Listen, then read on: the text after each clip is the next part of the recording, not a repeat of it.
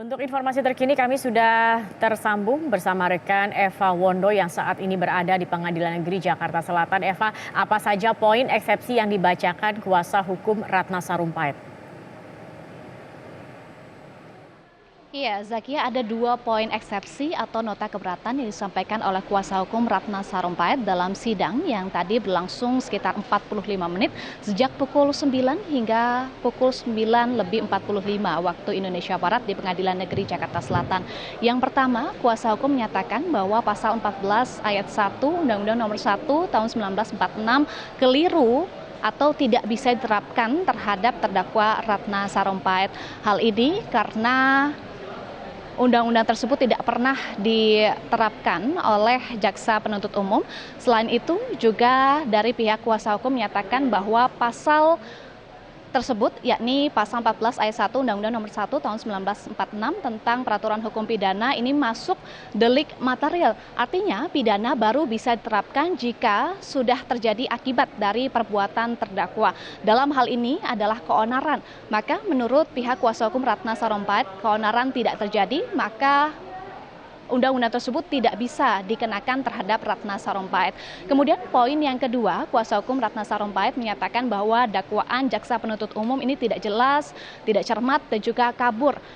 Jaksa atau disampaikan oleh kuasa hukum Ratna Sarumpait bahwa dakwaan pertama tentang Undang-Undang Nomor 1 Tahun 1946 dan juga Undang-Undang kedua yang merupakan dakwaan kedua ini seperti copy paste atau hanya menyalin saja karena dakwaan pertama dan juga dakwaan kedua uraiannya dinyatakan sama oleh kuasa hukum Ratna Sarumpait. Kemudian juga kuasa hukum Ratna Sarumpait menilai bahwa pihak yang dirugikan atau kerugian material tidak disampaikan dalam dakwaan jaksa penuntut umum dengan jelas. Dan berikut kita simak bersama pernyataan disampaikan oleh kuasa hukum Ratna Sarumpait, Desmiardi, dalam nota keberatan atau eksepsi yang tadi dibacakan di Pengadilan Negeri Jakarta Selatan.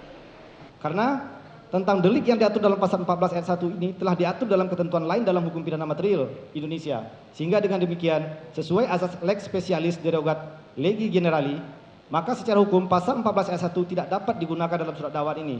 Apalagi ketentuan pasal 14 ayat 1 ini belum atau tidak pernah dipakai oleh jaksa penuntut umum untuk mengajukan dakwaan kepada terdakwa dalam perkara-perkara lain. Bahwa di samping hal tersebut, jika dilihat dari rumusan delik yang terdapat dalam pasal 14 ayat 1 Undang-Undang Nomor 1 Tahun 1946 ini, maka delik dalam pasal ini dikualifikasikan sebagai delik material, di mana sebagai delik material baru dapat dihukum atau dipidana jika akibat dari perbuatan telah terjadi. Pasal 14 ayat 1 Undang-Undang Nomor 1 Tahun 46 menyatakan bahwa dengan menyiarkan berita bohong atau pemberitaan bohong dengan sengaja menerbitkan keonaran di kalangan rakyat. Sesuai rumusan delik ini baru dapat dipidana dalam pasal 14 ayat 1 Undang-Undang Nomor 1 Tahun 46 ini jika telah terjadi keonaran di tengah masyarakat akibat dari perbuatan terdakwa.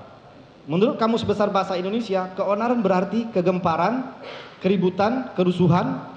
Keonaran itu baru dapat diatasi setelah polisi bertindak.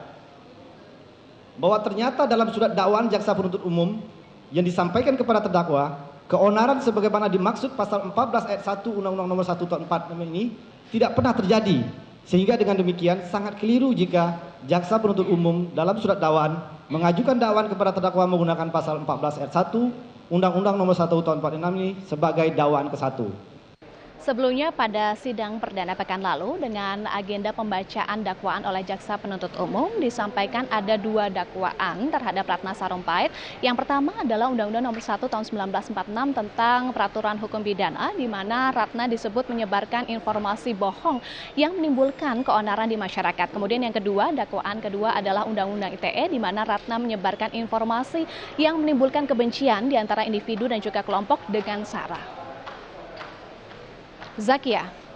Ya, Eva, terkait dengan pengajuan tahanan kota, seperti apa tanggapan dari pihak Ratna? Iya, terkait dengan pengajuan penahanan kota atau pengalihan penahanan dari tahanan rutan ke tahanan kota tadi disampaikan oleh Ketua Majelis Hakim Joni bahwa Majelis Hakim menolak permohonan tersebut.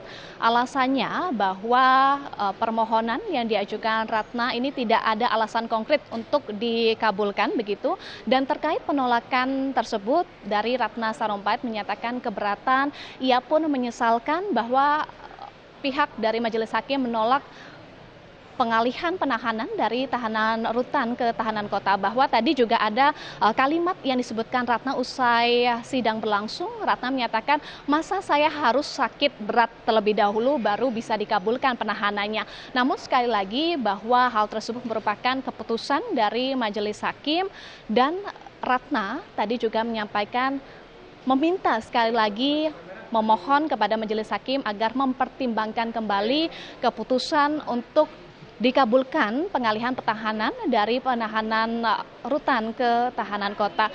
Alasan konkret yang tadi disampaikan oleh Majelis Hakim atau Ketua Majelis Hakim Joni yang menyatakan menolak pengalihan penahanan Ratna dari tahanan rutan ke tahanan kota karena tidak ada urgensi atau alasan yang mendesak permohonan tersebut dikabulkan. Dan Joni juga menyatakan selama mengikuti persidangan Ratna selalu menyatakan sehat. Zakia. Baik, Eva Wondo, terima kasih atas informasinya.